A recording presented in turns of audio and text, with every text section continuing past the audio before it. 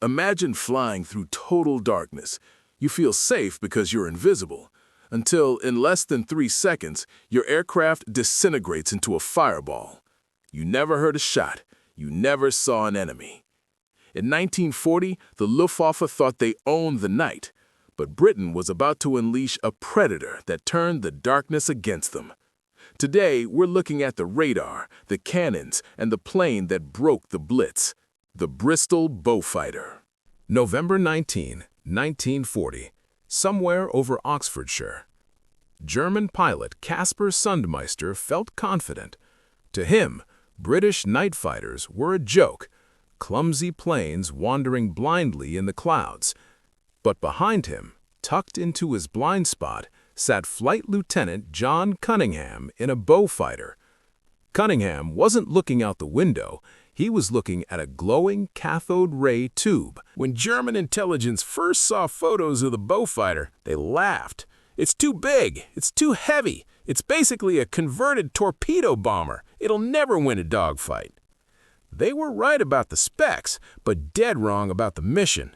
The Beaufighter wasn't built to outturn a Messerschmitt. It was built to be a flying artillery battery.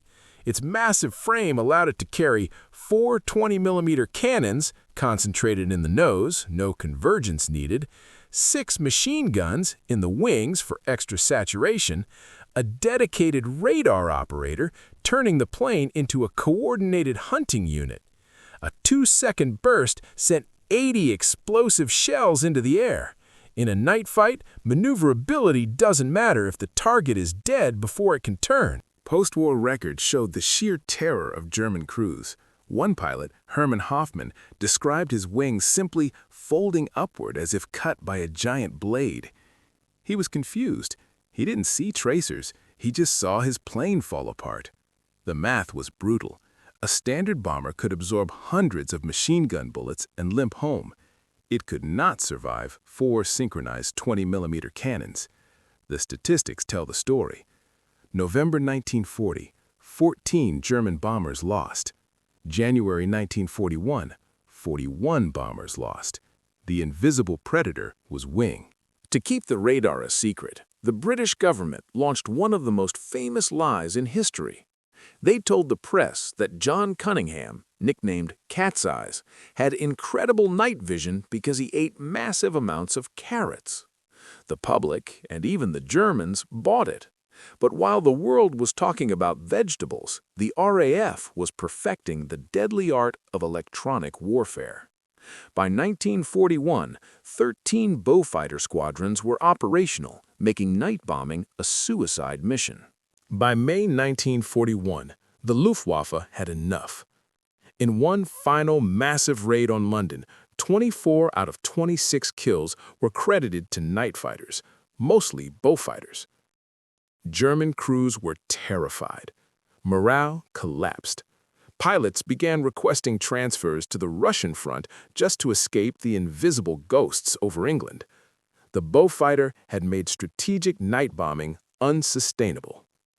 The Germans called it heavy and slow until they had to face it.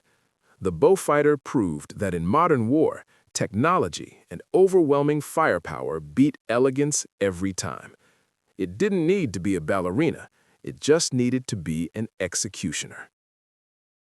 If you enjoyed this deep dive into aviation history, hit the like button and subscribe for more. And tell me in the comments, do you think the carrot lie was the greatest prank of WWII? See you in the next one.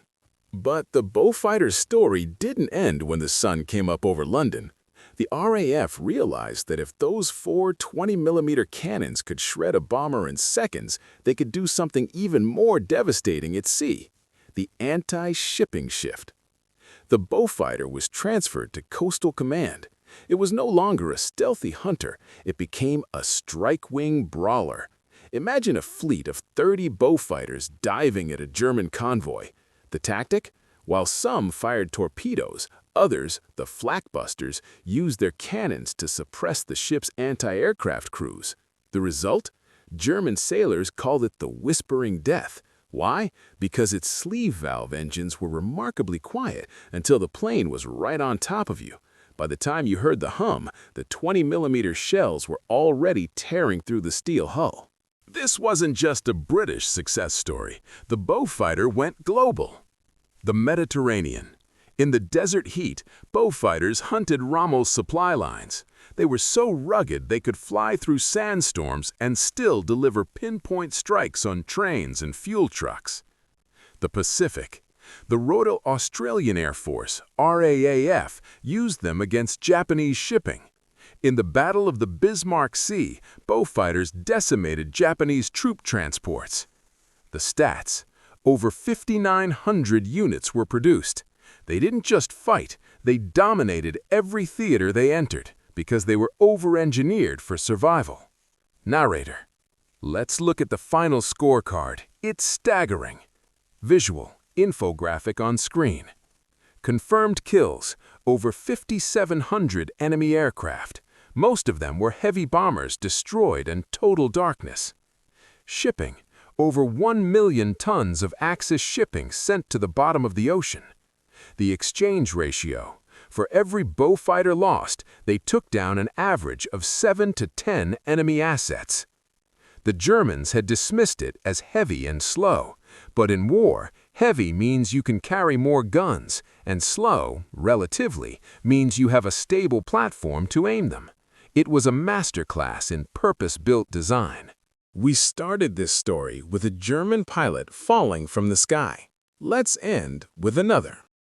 Captain Ernst Baumgarten, shot down in January 1941, said in a post-war interview, "The moment I was hit, I knew the war was unwinnable. If the British could find us in the dark and destroy us so efficiently, nowhere was safe, not at night, not at altitude. They had solved the mystery of the dark, and we had no answer." He was right. The Beaufighter wasn't just a plane. It was the moment aerial warfare became automated, electronic, and clinical. Today, only a few of these whispering deaths remain in museums, silent ghosts of a violent past.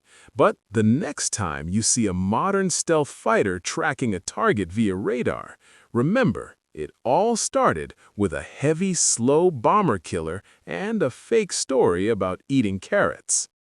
If you made it this far, you're a true history buff.